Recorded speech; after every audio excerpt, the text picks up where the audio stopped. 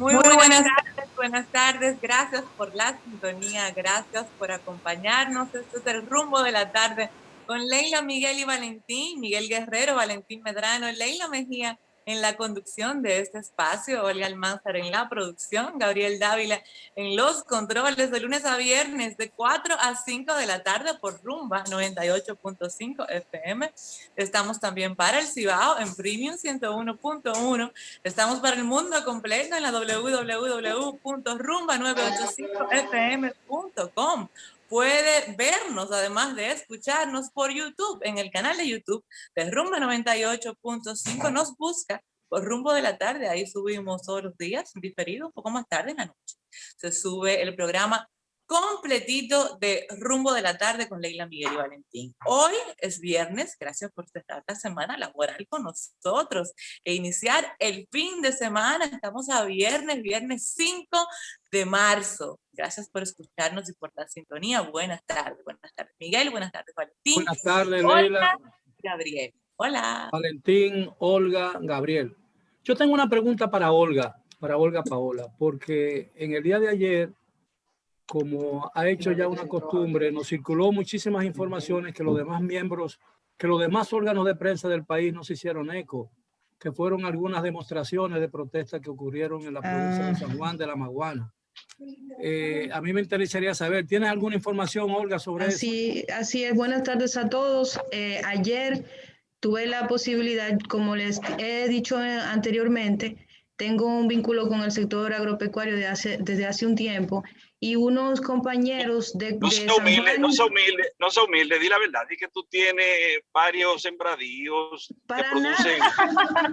Ni una mate mango tengo yo, pero tengo vínculo con productores de todo el país, y de Constanza me llegaron unas imágenes que inicialmente se había dicho que eran de productores de Constanza, pero eran en realidad de Vallejuelo, en San Juan, productores de cebolla, que estaban tirados a la calle con una manifestación que incluía varios neumáticos quemados en uno de los puentes, en el puente famoso de la entrada de Vallejuelo, que estaban denunciando que las autoridades del Ministerio de Agricultura habían abusado de las importaciones y que se veían en la necesidad de tener que botar la producción para simplemente dejarla perder porque no tenían cómo colocar sus productos.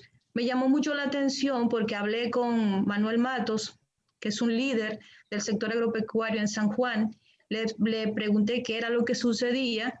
Me había hablado también de que las autoridades de agricultura se habían comprometido con productores de San Juan, productores de cebolla y de otros rubros, y que no se había acercado agricultura después de más de un mes de haber hecho una propuesta para colocar productos de todos esos organismos que compran en el estado, como Inespre, Mercadón, y que esa era la situación. Él me comentó que estaba hablando con los productores para ver qué era lo que pasaba realmente, para hacer un levantamiento de informaciones, pero que esa era la situación. Muchos productores me mandaron sus videos enseñando la producción de cebolla, básicamente, y papa y zanahoria. Me mandaron imágenes en donde tenían que deshacerse de esos productos porque no tenían ni siquiera cómo colocar una pequeña cantidad de esa producción, lo cual es penoso. Entonces, esa es la situación. A mí me llamó mucho la atención que, pese a la gran cantidad de información que había disponible sobre esta situación en San Juan, en Vallejuelo específicamente, los medios de comunicación, al menos no vi en ninguno de los principales una información al respecto. Solo nuestro portal, el de rccmedia.com.do, se hizo eco de la situación. Y Olga, ¿tú sabes si ellos han abordado alguna autoridad local, o sea, algún representante del Ministerio de Agricultura allá, o no sé si la alcaldía, ayuntamiento allá tiene un capítulo de temas agrícolas, o sea, sí, autoridad local? Me comentaron, no es una información confirmada, pero es la versión que me dieron, que se habían reunido con la gobernadora de San Juan para tocar el tema, luego de que se dieran las situaciones de protesta. Entonces, que me imagino, como me dijo don Manuel Matos, que luego de que se reúna con los productores para ver cuáles son las exigencias, se va a fijar una postura pública. Le dije que por favor, en cuanto estuvieran listos, nos dieran pues la posibilidad de hablar con ellos para saber exactamente qué es lo que está pasando. Mira, si Es, ustedes me Están permiten. solos y sin voz. La voz es Olga. la voz no Mira, es no, Olga. yo quiero hacer un comentario sobre eso. Yo lo planteé, le hice la pregunta a Olga precisamente porque hay que resaltar algo. En la administración anterior se cambió el método de importación a través de subastas, que según algunos dirigentes políticos, incluso de esta administración, sostenían que el problema de la subasta, y algunos empresarios también sostenían eso, que la subasta encarecía las importaciones porque a veces tenían que pagar un precio más alto por los productos de importación. Eso se cambió por el sistema de grado a grado. Ahora el ministerio tiene la facultad de decir, de otorgar directamente las cuotas de importación, y eso evidentemente es una decisión que crea y fomenta el monopolio o actividades oligopólicas en la alimentación, y eso ha creado un problema. Como no hay control, dígalo constitucionalmente, crea privilegios. Dígalo así. Sí, bueno, exactamente, es lo mismo. Pero Casi. el problema era que las subastas se otorgaban conforme a las necesidades de importación, precisamente para mantener equilibrado el suministro de productos importantes en el mercado. Ahora, como se otorgan de grado a grado, es decir, discrecionalmente por el ministerio, cuando una persona tiene no trae más de la cuota, entonces ha dejado a los productores, prácticamente a muchos productores, lo ha dejado a su propia suerte. Y ellos están recurriendo y van a recurrir, según informaciones que yo tengo, ojalá no lo hagan, hacer una medida que ha sido muy popular con los años en todo el mundo, que es cuando un productor se siente que una medida del gobierno, de cualquier gobierno, no me estoy refiriendo al gobierno de la República Dominicana, sino a un gobierno que toma medidas que afectan la producción local, ellos lo que hacen es que tiran al suelo y desperdician los productos alimenticios como una forma de protesta. Así es. Ojalá eso no ocurra. Don Miguel, como historiador, para usted una pregunta, para que siga ahí mismo. Entonces, cuando en una campaña, hace muchos años, cuando yo era, no sé, yo estaba nacido, pero se establecía que, se decía para afectar, si se quiere, moral o políticamente al candidato a la presidencia de la República, Silvestre Antonio Guzmán Fernández, se decía, Guzmán impío, tiró la leche al río. Se trató de una protesta, entonces, la actitud del... Claro, es una protesta válida. Si mi producto no sirve, lo tiro al suelo. Claro, eso crea muchísimos problemas. Claro que mira, sí. Así como yo viví mucho tiempo, yo nací en Barahona, pero yo nunca he vivido en Barahona. Sin embargo, yo mi infancia mayormente la viví en San Juan de la Maguana. Y a mí me preocupa mucho lo que ocurre en San Juan, porque mi familia, no yo tanto porque estaba muy pequeño, era un párvulo cuando yo vivía en San Juan, creó muchas raíces en San Juan. Mi papá, que era encargado de la mecanización agrícola para toda la región sur, de la Manicera, de la Sociedad Industrial Dominicana, con sede en San Juan de la Maguana, en un momento dado, nosotros lo que provocó que nosotros nos trasladáramos de nuevo a Santo Domingo fue que mi papá puso todos para que ustedes vean lo sensible que es la agricultura y los riesgos que corren esos productores. Mi papá puso todo, a pesar de que mi papá entendía que el cultivo de maní para el aceite era muy arriesgado porque era muy voluble, era muy vulnerable el cultivo. Puso todo lo que tenía en una siembra de maní. Hubo una sequía que arruinó la producción. Y cuando llegó el momento de la recolección, el cielo se vino abajo y cayó un temporal de lluvia durante tantos días, casi un pequeño diluvio, que lo poco que pudo sacar se dañó.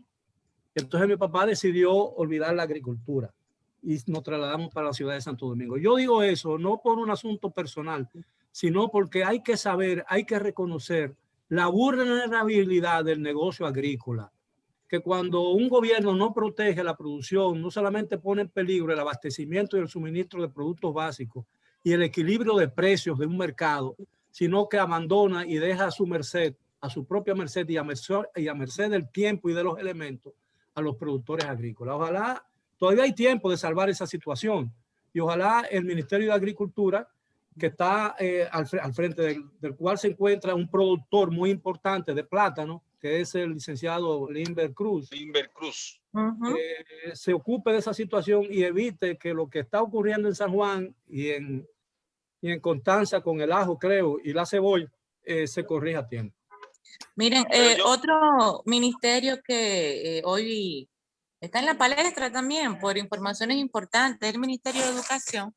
Habíamos dicho que pronto el ministerio presentaría el protocolo con el tema de la vuelta a clases de manera presencial, pues presentó un protocolo hoy para vuelta a clases de forma semipresencial y ya con fechas, fecha del 6 de abril para la primera infancia de niños hasta 8 años de edad y fecha del 12 de abril para el resto de la educación primaria. No me quedó claro, a mí al menos, cuando leí la información presentada por el ministerio a la prensa, si incluía toda la secundaria o no. Eso no me quedó muy claro. Pero básicamente cosas que uno esperaba, del uso de la mascarilla, de la distancia. Pero creo, perdona que te interrumpa, creo que Santo Domingo va a quedar fuera. O la provincia de Santo Domingo, no sé. Sí, decía que era en función de la cantidad de casos por provincia, que era gradual, que era paulatino dependiendo de en cuáles provincias había más, en cuáles provincias había menos. O sea, creo que la presentación que se hizo hoy en realidad dejó más preguntas que respuestas, al menos a mí, dejó muchas preguntas ok, es gradual, pero ¿cuál es primero? ¿Cuál es después? ¿Cómo? ¿Es obligatorio o no es obligatorio? Para aquellos que deciden no hacerlo, ¿qué significa? Para los padres que deciden, si no es obligatorio, para los padres que deciden no voy a participar en esa modalidad semipresencial, si quiero continuar con la virtual, ¿qué significa para mi hijo eso? En términos de pasar al próximo nivel, eso no me queda claro. ¿Tú te acuerdas una frase que consagró el PLD cuando Bosch era el líder de esa organización política con relación a la política económica del gobierno de entonces, el Escuadrón de la Muerte? ¿No te recuerdas? Valentín, ¿tú te acuerdas? No, Vos le decía, y creo que era en la época de Balaguer, le decía, el equipo económico del gobierno de entonces le decía el Escuadrón de la Muerte. Aquí hay un nuevo Escuadrón de la Muerte que encabeza el ministro de Economía, de Educación. Bueno, en verdad yo creo... Usted dice... Sí, adelante, Leila. No, que yo creo que eso es demasiado importante. O sea, ok, no es obligatorio, perfecto. Pero tienen que explicarme a mí como madre. Si no es obligatorio, pero yo quiero, digamos mi hijo, no es el caso de mi hija, porque mi hija tiene una situación particular. Sí, pero tu hija es un ejemplo de miles. No, el ejemplo de mi hija es peor, porque en el caso de mi hija, por ejemplo, en el protocolo dice el uso de mascarilla obligatorio. Como mi hija es una niña con una discapacidad de tipo intelectual, porque lo que tiene mi hija es autismo de un grado severo, para los niños con la condición de mi hija es prácticamente imposible lograr un uso obligatorio de mascarilla. Eso es imposible. Entonces mi hija no puede volver. Por ende, lo de mi hija es un caso muy particular y mi hija es un ejemplo que no se puede ni tomar en cuenta. Mi hija no puede volver y punto. Pero vamos a suponer que yo tenga hijos neurotípicos, que no tengan la condición que tiene mi hija. Digamos que yo tenga un hijo en tercero de primaria y que yo decida por temas sanitarios, porque la clase científica no está clara si el niño tiene una carga viral alta o no, yo decida para cuidarme que no va a volver porque el ministro me está diciendo que no es obligatorio. Ok, yo decido que no, pero yo no quiero que mi hijo se quede en tercero, yo quiero que mi hijo pase de curso. Entonces tienen que explicarme a mí cómo. Pero una vez ellos dijeron, en un momento crítico del sistema que están empleando, que todos los estudiantes iban a ser promovidos. Es una barbaridad. Bueno, no, si lo van a hacer así, ok, pero que me lo digan. Yo lo que quiero es que como madre tengo la necesidad y la obligación de que me lo expliquen. Y no lo quiero personalizar, me estoy poniendo como ejemplo. Me refiero a la comunidad de padres y madres con niños en edad escolar, ya sea sistema escolar público o privado, no importa, pero necesitamos un poco más de información. Yo aprecio el esfuerzo que se ha hecho, pero creo que todavía quedan muchas preguntas por responderse, que deben responderse pronto ya, porque a lo que le queda a este año escolar son 2 meses y un poco, porque hay que excluir la Semana Santa, que es ya, y en ese periodo no quedan clases. El semi, Leila, definieron el semi lo definieron.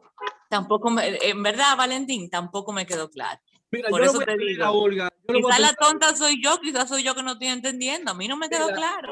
Yo le voy a pedir a Olga que prenda la cámara porque yo me siento aquí como un fantasma solo. Ah, pero mira, Israel está ahí y yo le pedí que entrara temprano para que nos acompañara un ratico en los comentarios.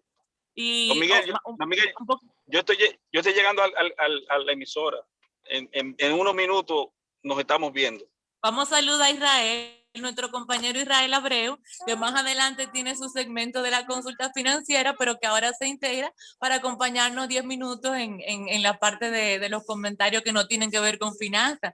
Así que Israel, buenas tardes, gracias por estar con nosotros en esta parte antes de tu segmento formal. Hola, Israel. Saludos a todos, Miguel. Quiero aclarar que todo está relacionado con la economía, todo, absolutamente. Bueno, sí, es verdad. Así es. Es verdad. Pero imaginémonos que estamos todavía en una sociedad relativamente comunista, por así decirlo, o socialista. Yo tampoco enviaría a mis hijos, y sobre todo al colegio, no lo voy a enviar, porque todavía hay un riesgo muy alto en nuestro país de que se contagie un hijo y que además contagie a uno, además, porque a pesar de que la vacuna va a ser puesta, todavía no hay el nivel de seguridad suficiente y necesario para asegurar que nuestra salud va a estar en óptimas condiciones. Yo no sé cuál es la presión, de dónde viene, qué es lo que está pasando con el tema de la educación presencial que tiene tanta presión. A mí me encanta leer los hilos detrás de las situaciones y tengo muy buen ojo para eso. Veo un grupo de personas que estuvo frente al Congreso, de apellidos bastante bonitos, exigiendo que se abrieran las clases. Veo a UNICEF que da unas declaraciones esta misma semana en relación a eso. En su nota de prensa, que me pareció bastante interesante, hablé con la encargada de comunicación de UNICEF. Me pasa esta información que es la postura formal de la institución aquí respecto a la apertura de las clases. Y en un momento decía que mientras en otras partes del mundo ya se habían abierto las clases y las escuelas eran lo último que cerraban, en América Latina y el Caribe se mantenían cerradas. Pero un ejercicio mínimo de lógica indica que las condiciones del sistema educativo en esos países como en Europa no pueden equipararse a las situaciones que nosotros tenemos en la actualidad en el sistema educativo local. No sé por qué, a pesar de que varios especialistas médicos han establecido que no es el mejor momento, que solo un niño que se infecte en una situación como esa puede generar un caos. No entiendo por qué la presión, aún así, para iniciar una rueda de prensa como la que se hizo hoy, en donde no quedó claro absolutamente nada. No se habló de los colegios privados. ¿Sabes por qué? Nada. Porque el ministerio abandonó las escuelas.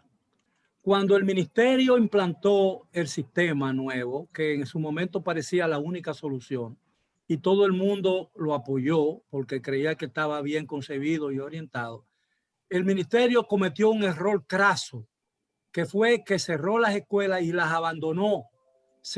Despidió a todo el personal de consejería, sustituyó a los 17 directores regionales de educación que habían sido designados mediante un concurso y designó por dedo a sus sustitutos. Suprimió, al estar cerrada, los pequeños presupuestos de uso a discreción por parte de los directores de cada plantel para comprar los detergentes, el agua, las escobas, los suapes y todas esas cosas. Y las escuelas no están en condiciones de abrir, la mayoría de ellas. Y para que puedan abrir, se va a requerir un periodo de dedicación completa de por lo menos 3 o 4 meses. Y en eso Leila tiene mucha razón, porque no hay no hay posibilidad alguna de que esas escuelas abran, porque el día que abran van a tener que cerrar al día siguiente, porque ni agua hay en muchas de ellas. No hay agua potable, no tienen ventilación. Nada. En muchísimas de ellas no hay ni siquiera ventilación, Miguel. O sea, no tienen Claro. ni abanico. Dime tú, ¿cómo tú mandas a un muchacho a pasar trabajo? A pasar trabajo, pues eso es hasta inhumano, por Dios, son niños. O sea, no hay condiciones todavía en más de la mitad de esas escuelas para eso en este momento. Pero ¿Para qué apresurar? ¿cuál es la presión? ¿Cuál es la presión para aperturar? ¿Cuál es el problema? ¿Cuál es el quid del asunto? Porque se supone que nosotros tenemos que abrir como nación, tenemos que aperturarnos, pero se requiere que sea en las condiciones que permitan un estado de salubridad tal que no volvamos a tener que saber de la pandemia.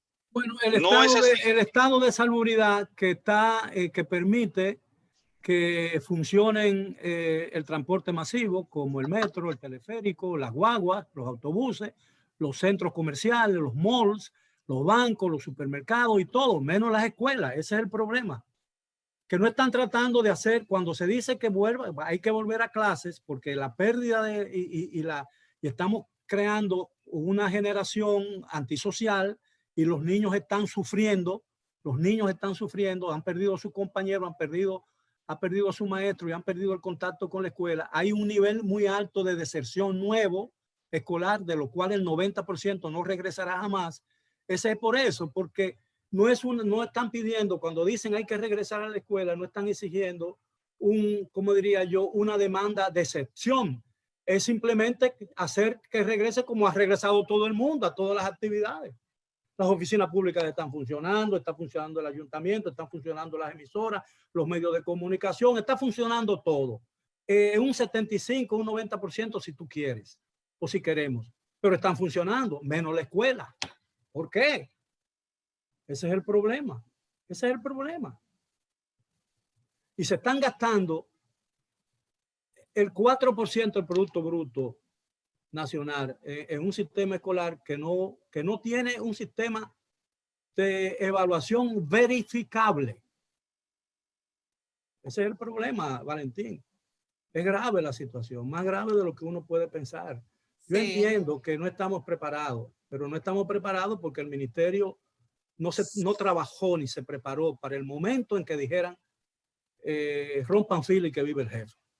Pero bueno, ya en este punto yo lo que creo es que debemos esperar el próximo año escolar, sobre todo partiendo del tema de la jornada de vacunación y los planes justamente de la presidencia de lograr tener un porcentaje muy importante de la población vacunados, según lo que anunció el propio presidente en el discurso de rendición de cuentas del 27. Él aspira a un 80% de la población para finales de junio.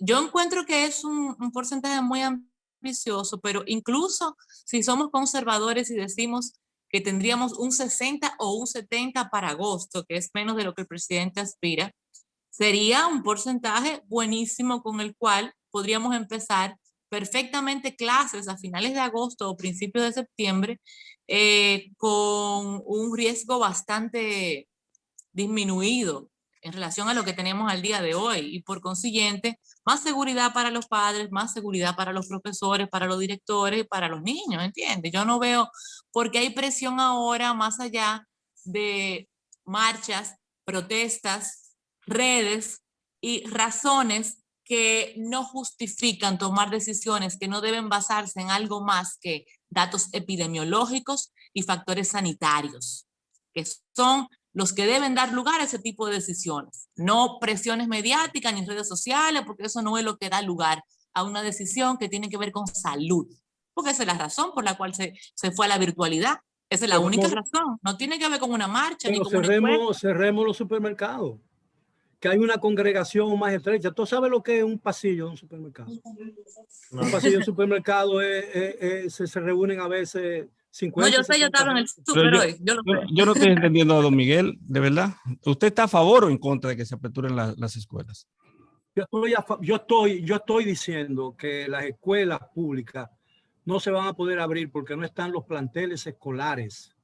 Si hubieran estado preparados, era el momento oportuno ya para entrar, porque todas las otras actividades que se han abierto están funcionando, menos las escuelas.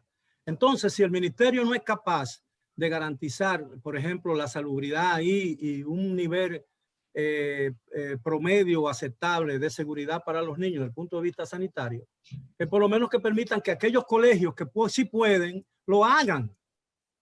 ¿Entiendes? Sí. Porque él no es un zar de la educación, él lo que es un ministro, él lo que es un administrador de las escuelas, él no es el dueño del sistema. El ministro, es que nosotros creemos que los funcionarios públicos, le damos a los funcionarios públicos un poder discrecional de decisión es semejante a cualquier dictadura, porque lo que diga el ministro y los profesores, ¿entiendes? En la escuela, el ministro es que traza las normas escolares y las reglas y hace que las leyes se cumplan. Pero el funcionamiento de las escuelas nada tiene que ver con el ministerio. Son los maestros y los directores de planteles. Y él ha destruido el sistema porque despidió a todos los directores regionales de educación. Está pensionando y cancelando a maestros que tienen 40 años de ejercicio, que están ahí no por política, porque sean del PLD, y que eran enemigos del PLD y se quedaron ahí porque todo el mundo respetó. Aquí vino Jeffrey Sachs, que Israel tiene que saber quién es. Y en una conferencia que dio en el Palacio dijo que este es de los pocos países que en unas elecciones se decide quién puede ser director de un hospital o director de una escuela pública, por Dios. Pero para eso se hizo la ley de carrera administrativa. Eso no le hacen caso. Tú sabes que no le hacen caso a eso. A nada de eso le hacen caso. Y esta gente llegaron con la planadora del 63, con la planadora del 78, con la planadora del 82, con la planadora del 2000, y vinieron 20 años después con otra planadora. Se han llevado titirimundache de ahí, eso es verdad. No, don Miguel, todo lo contrario. Yo creo que usted está en un error, porque lo que se está diciendo es que no se ha empleado a los suficientes compañeros del PRM, que es todo lo contrario.